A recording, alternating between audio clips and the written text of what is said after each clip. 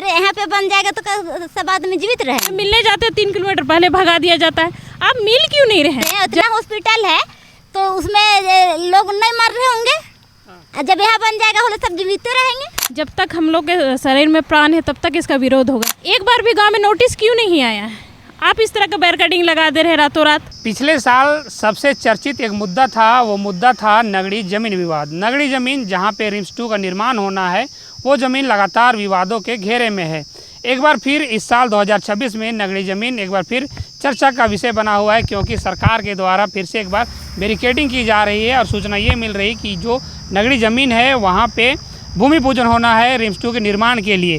पिछले साल आपने देखा होगा कि जिस तरीके से इसका ज़मीन का घेराबंदी किया गया था, उसके बाद से रोपा रोपा कार्यक्रम किया गया। उसके बाद ही ये जो देख रहे हैं, ये जो ज़मीन को घेराबंदी सरकार द्वारा किया गया था उसको आदिवासी समाज के द्वारा और जो भी इसके रैयत हैं उनके द्वारा इसको गिरा दिया गया और यहाँ पे हल चलाया गया, रोपा गया। हालांकि वो रोपा उस तरीके का नहीं था, लेकिन एक विरोध जताया गया। एक बार फिर ये ज़मीन जो है वो विवादों में है, एक बार फिर चर्चा में है। अब देखिए कि एक बार फिर से इसके जो रैयत हैं वो यहाँ पे मौजूद हैं और सरना झंडा लगाने का काम कर रहे हैं। सरना झंडा लगा के ये दिखाया जा रहा है कि ये ज़मीन जो है आदिवासियों का है, यहाँ के रैयतों का है और ये ज़मीन खेतीहर जो खेती करने योग्य ज़मीन है उनका है, क्योंकि ये कहा जा रहा है कि ये ज़मीन जो है वो उपजाऊ भूमि है, ये कोई बंजर भूमि नहीं है। इसलिए इस भूमि को छोड़ दिया जाए, रिम्स 2 का निर्माण यहाँ ना किया जाए, यहाँ ना करके रिम्स 2 का निर्माण जो है और कहीं किया जाए, क्योंकि और भी बहुत सारे झारखंड में ऐसे जगह हैं जहाँ पे अस्पतालों की ज़रूरत है।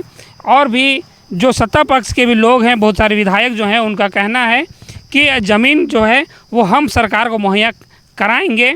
और विपक्ष का तो कहना है ही कि इस ज़मीन को सरकार द्वारा ना कब्जा किया जाए, यहाँ रिम्स 2 का निर्माण ना किया जाए यहाँ, क्योंकि ये ज़मीन जो है वो खेतीहर भूमि है। लगभग आप देख सकते हैं जहाँ तक आपको नज़र जाएगा वहाँ तक ये ज़मीन है, यहाँ रिम्स 2 का निर्माण होना है।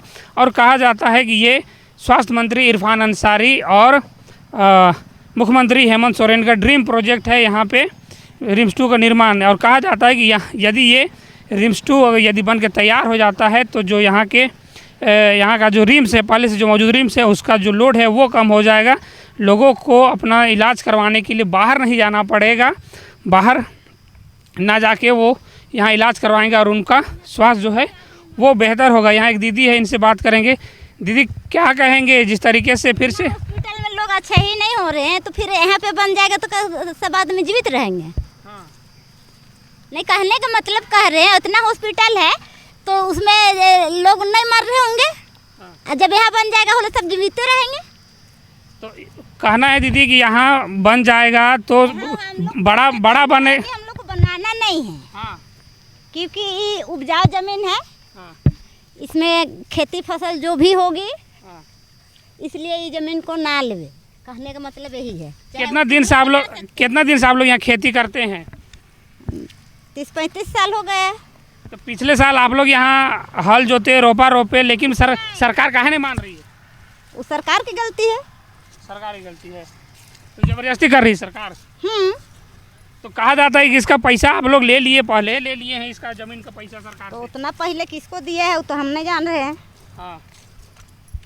लेकिन कहने का मतलब है कि हम लोग जब से आए हैं तब से उपजावा कर रहे हैं, उपजावा के लिए तो उतना तो हॉस्पिटल है ही है।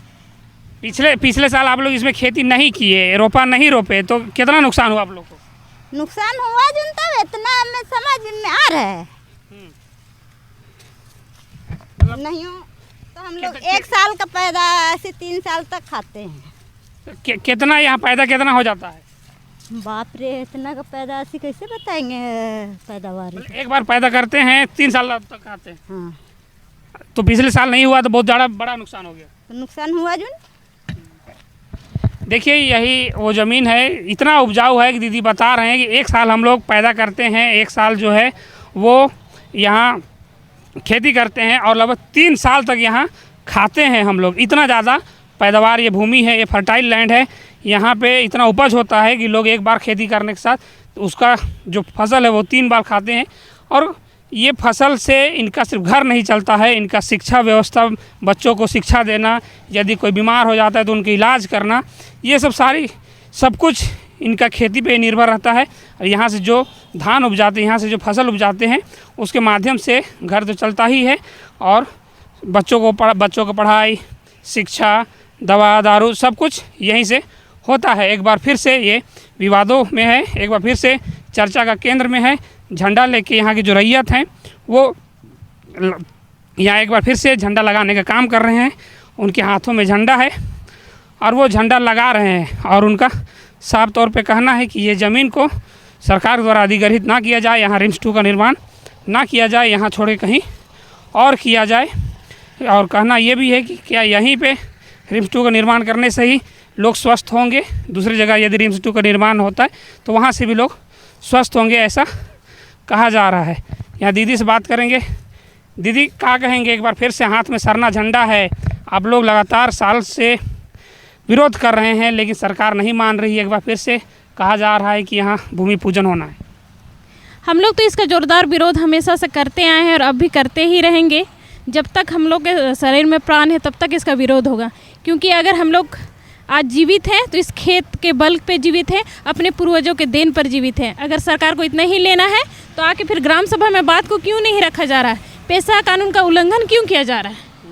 एक बार भी गांव में नोटिस क्यों नहीं आया है? आप इस तरह का बैरिकेडिंग लगा दे रहे हैं रातों रात। रात में लगाने का क्या पर्पस है? आते ग्रामीणों से मिलते, ग्राम सभा करते, उसमें भी जो निर्णय होता है, ये लड़ाई झगड़ा का क्या बात हो गया है? और इस तरह का जो खेती योग्य ज़मीन हम लोग तो इसीलिए हमेशा से विरोध करते हैं कि हम लोग को यही एक ज़मीन है जिस पे हम लोग जीते हैं, खाते हैं, अपना साल भर का चावल उगाते हैं। और आपका सामने देख लीजिए, रिंग रोड के बगल में जो नेशनल लॉ यूनिवर्सिटी बना है, आज किसी को 1 रुपया मुआवजा नहीं है, वो एक उदाहरण है। उसके बावजूद भी इतना बड़ा ज़मीन को लेने के लिए सरकार जबरन इस तरह का कर रही है। हम लोग जब मिलने के लिए जाते हैं, ऐसा तो नहीं है कि हम लोग मिलने नहीं गए हैं। जब मिलने जाते हैं 3 किलोमीटर पहले भगा दिया जाता है। आप मिल क्यों नहीं रहे हैं? ज़मीन में तो आने के लिए तैयार हैं और मिलने जाते हैं तो भगा दिया जाता है। ये कहाँ का कानून है? मतलब गरीबों के लिए ही इस तरह का कानून बना है क्या? वहाँ पे बोला नहीं 3 किलोमीटर के रेडियस में रहना नहीं है आप लोग को। बताइए, इस तरह का है तो ठीक है, हम लोग नहीं जा आप आइए यहाँ ग्राम सभा में आइए।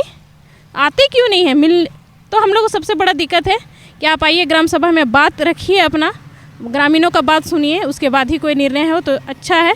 क्योंकि पेशा कानून लागू हो चुका है और इसका उल्लंघन तो हम लोग पूरे आदिवासी समाज बर्दाश्त नहीं कर सकते कि इसका उल्लंघन हो। लेकिन देखा जा रही थी यहाँ सिर्फ जिस समय आंदोलन आप लोग किए थे, यहाँ हज़ारों की संख्या में आदिवासी एकत्रित हुए थे और अभी फिर से बैरिकेडिंग किया गया है, लेकिन यहाँ सिर्फ 3-4 लोग आप लोग दिख रहे हैं झंडा लेके और झंडा गाड़ रहे हैं। ये बस एक हम लोग 4 आदमी नहीं है, अभी सब कोई हमारे पीछे हैं। क्योंकि अचानक का प्रोग्राम हुआ है कि भूमि पूजन का बात हम लोग के सामने आया, इसलिए हम लोग इस तरह का झंडा अपना ज़मीन पे हम लोग गाड़ दे रहे हैं कि ये हम लोग का सरना झंडा है जिसका हम लोग पूजा करते हैं। और ये पूजा का सरना झंडा का आप लोग मान्यता जानते ही हैं कि जहाँ पे भूमि अगर अधिग्रहण हो रहा है या कोई लूट रहा है तो हम लोग सरना झंडा गाड़ के उसका विरोध करते हैं। लेकिन सरकार जिस तरीके से पिछले बार फोर्स लगा दी थी, इस बार भी लगा देगी, तो आप लोग रोकने सकिएगा? क्यों नहीं रोकेंगे? जब तक शरीर में प्राण है तब तक कोशिश करेंगे रोकने का। उसके पास फोर्स है तो हम लोग के पास आम जनता है, सब सहयोगी हैं, सभी आदिवासी समाज एकजुट हैं, बस उन लोग तक खबर पहुंचाना है। अगर उसका इसी रवैया रहा तो फिर देखना होगा जनता या सरकार आगे होती है। क्या कहेंगे? क्योंकि आप लोग भी आदिवासी हैं, सरकार भी कहती है कि हम आदिवासी का सरकार है, हेमंत सोरेन खुद आदिवासी हैं, तो ये टकराव क्यों दिख रहा है दोनों तरीके? ये अबुआ सरकार तो बिल्कुल कहना गलत है, बस नाम के लिए अबुआ सरकार हो गई है। आज इतना तकलीफ हो रहा है ना खुद में कि अबुआ सरकार हो के अबुआ ज़मीन को लूटा जा रहा है। यहाँ तक तो अगर बिहार सरकार रहता था पहले तो इस तरह का लूट नहीं होता था। अभी देखिए शिबू सोरेन जी नहीं है, और एक जब 2012-13 में आंदोलन हुआ था तो खुद इस चौरा में आके बोले हैं कि इस ज़मीन को कतई किसी को नहीं देना है। और आज उसी का बेटा आज पद में बैठे हैं, गद्दी में बैठे हैं, तो वो लूटने का काम कर रहे हैं। कितना तकलीफ का बात है। और मतलब जबरन बात क्यों नहीं कर रहे? सबसे बड़ी बात, बिना बात कोई भी चीज़ का सॉल्यूशन नहीं होता है। हम लोग का बस यही है कि सरकार हम लोग से बात करे। आप लोग से कोई बातचीत ही नहीं हो रहा? कभी नहीं। हम लोग मिलने भी गए हैं, हम लोग पास प्रूफ भी है। हम लोग वहाँ गए हैं तो रिसीविंग भी लिए हैं। वहाँ जाते हैं फोर्स लगा के भगा दिया जाता है। मतलब हम लोग नाली में भी बैठते हैं ना, वहाँ पे रोड में, वहाँ पर से भी हम लोग को भगा दिया जाता है। तो ये कहाँ का ये नीति है? मतलब सीधे तरीके से ये मतलब छीना जा रहा है। छीना जा रहा है, एक तरह से ज़मीन को जबरन छीना जा रहा है। अरे देखिए कल ही परसों जो न्यूज़ में आया था कि उधर नामकुम की तरफ हुआ था इसे रिम्स 2 का नापी के लिए, उधर विरोध हुआ था, उधर से तो हटा दिया गया, फिर इधर हम लोग तो उससे भी ज़्यादा ज़ोरदार विरोध हो रहा है, तो फिर हट क्यों नहीं रहा है?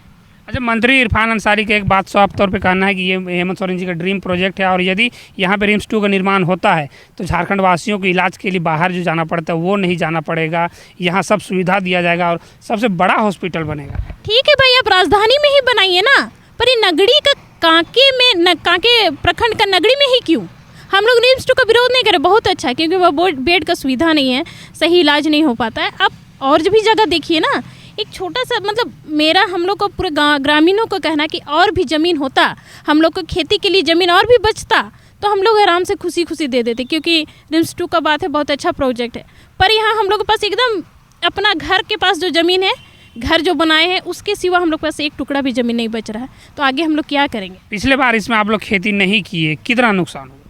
इसका नुकसान तो आपको बताएं, अभी हम बोले कि साल भर हम लोग इसका चावल उगा के खाते हैं, इस बार खरीद के चावल खा रहे हैं। मतलब कोटा चावल मिलता है 5 kg, मतलब 5 kg उस चावल को हम लोग महीना चल जाएगा, एक आदमी का 5 kg, जबकि गांव घर में रोटी कम चावल ज़्यादा यूज होता है। हम लोग अभी सब कुछ खरीद के खा रहे हैं, 1100 रुपये kg बोरा खरीद रहे हैं और खा रहे, बताइए। तो ये हम लोग से तो जबरन लूटा जा रहा है ज़मीन। आप लोग क्या चाहते हैं आप लोग? बस सरकार अगर यहाँ ना बनाए, खेती योग्य भूमि पे ना बनाए, और हम लोग का जो भी है एक ग्राम सभा करके बात कर ले।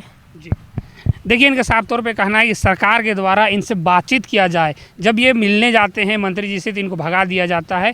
इनका साफ तौर पे कहना है कि बातचीत जो है वो ज़्यादा इंपॉर्टेंट है। जब आप आएंगे, हमारे साथ बातचीत करेंगे, ग्राम सभा से बातचीत करेंगे, तो इसका कोई सॉल्यूशन निकलेगा। और सरकार का कहना है कि यहीं पर रिम्स 2 का निर्माण किया जाए। क्यों किया जाए, इसका मेन खास कारण है कि ये जो आप रोड सड़क देख रहे हैं ये पतरातू की ओर जाती है, और यदि सामने देखेंगे तो आपको रिंग रोड दिखेगा। यहाँ तक पहुँचने के लिए लोगों को सुगम एक मार्ग मिलेगा, इसी कारण यहाँ रिम्स 2 का निर्माण किया जा रहा है।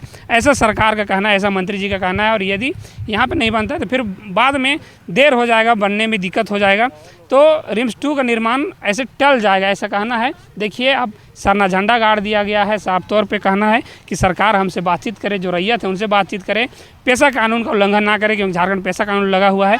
ग्राम सभा से बातचीत करें, यहाँ के रैयतों से बात करें, और इसका एक युक्तियुक्त जो समाधान है वो निकाला जाए, साफ तौर पे कहना है।